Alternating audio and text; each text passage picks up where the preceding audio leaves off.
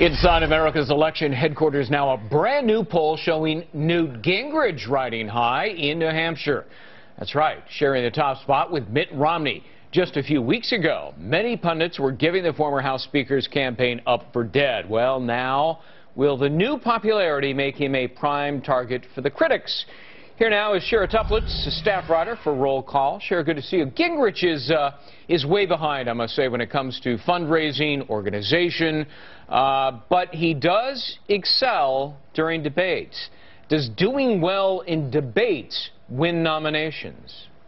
I don't think it helps you win a nomination. I think it actually does more for a candidate in the general election if they perform well in the debates. But right now, especially because there are so many debates and they're spread out over such a long period of time, of course, it's good for Newt Gingrich. We've seen this bump in the polls as a result of it, but it's not going to deliver him the nomination. He needs to be in Iowa, New Hampshire, and South Carolina and focusing on his organization there and meeting voters. That's what's going to win a Republican the nomination. All right. Already, Michelle Bachmann is attacking Gingrich over what she calls his shilling for Freddie Mac, collecting anywhere from 1.6 to 1.8 million in the process.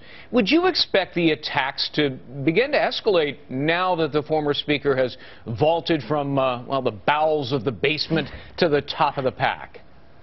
Yeah, I'd be surprised if the attacks didn't escalate at this point. I think in the next debate you'll see kind of a pile-on in many ways on both Mitt Romney, again, because that's consistent over the last debates. He is still the front runner by most measures. And then you'd also see a lot of the candidates start to pile on Newt Gingrich. And frankly, the other candidates have a lot to work with. You mentioned the Freddie Mac thing. I think that's going to come up. There are a lot of other things that Newt Gingrich has passed and flip-flopping on a couple issues that I think will also be brought up. The other candidates have quite a bit to work with. Well, let's jump into one of them. Gingrich's think tank, which he founded, was paid a pretty astonishing $37 million by the healthcare industry. And according to Gingrich, here's what they got in return. We'll put it up on the screen. This is Gingrich speaking. They got to visit with a really important guy who really knows a lot and who really has lots of information. You had a chance to be in meetings with somebody who had been Speaker of the House. Well, he also got, as we mentioned, the $1.8 million from Freddie Mac, and says he worked only an hour a month for them, which, Shira, we did the math. It kind of turns out to be about $30,000 an hour, which then prompted the Washington Post to write the following, quote, "The role as an influence broker could become a political problem for Gingrich, reminding voters he is a longtime Washington insider despite his outsider rhetoric." Is that a valid point, do you think? Oh, I think so. I think some of the Gingrich's activities since he left Washington, since he stepped down from Speaker of the House, certainly will be coming under renewed scrutiny as he merges into this kind of front-runner status, however long it lasts for him.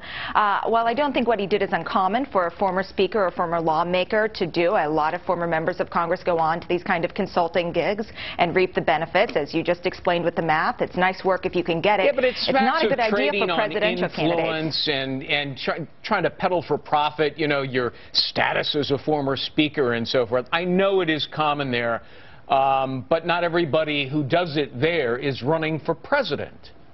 Oh, absolutely. I think that's perfectly the point. It's fine for, you know, a former member from Texas or Louisiana or Connecticut to do it if they're not going to return to public life. But we see this all the time with candidates, members of Congress who get out, they go to K Street, they lobby, or they do some other consulting activities, and then they want to come back and run again as a candidate. And the path back after they've done those consulting gigs is much more difficult. They have a lot more questions they need to answer than they did before. Yeah, and apparently his first response, which seemed to catch him off guard in a debate, saying, well, as to Freddie Mac, I was just a paid historian. Apparently, he's changing his story in light of evidence that it was a lot more than that. We're, in fact, going to be talking to Susan Estrich in the next hour. We have a rather long laundry list of baggage that may be more than a Colombian mule would carry. But look, let me bring up another topic, which is Ron Paul. On our air, in fact, he said he has no intention of running as a third-party candidate, but when pressed, he repeatedly refused to rule it out. What would that do to the electoral equation? First off, I'll say I don't think Ron Paul is going to try the third-party bid. It's a huge hurdle. You have to get on the ballot in 50 states. It's a very arduous task. But if he did do it, it would be disastrous for the Republican field. I mean, we think about the last couple years and some of the closer elections we have. If you have a third candidate from the Republican side pulling even 3%, it has a major impact on the field and on the general election results. I think it'd be very bad for Republicans if he went through with it, but I doubt he will in the end. All right. Shira Toeplitz, great to see you. Thanks very much. Thanks for having me. Heather?